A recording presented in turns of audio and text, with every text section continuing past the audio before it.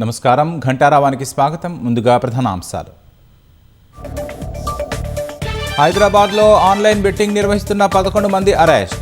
నిందితుల నుంచి mobiles, laptops స్వాధీనం.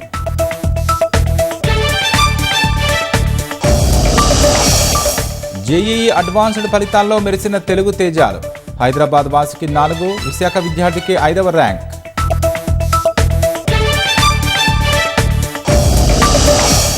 ఢిల్లీ వికాస్ మార్గ్లోని ప్రభుత్వ భవనంలో అగ్ని ప్రమాదం. 8 ఫైర్ ఇంజన్లతో మంటలను ఆర్పుతున్న అగ్నిమాపక సిబ్బంది.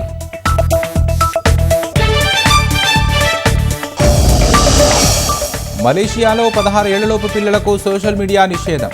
మానసిక ఆరోగ్యం, ఆన్లైన్ భద్రత దృష్ట్యా నిర్ణయం.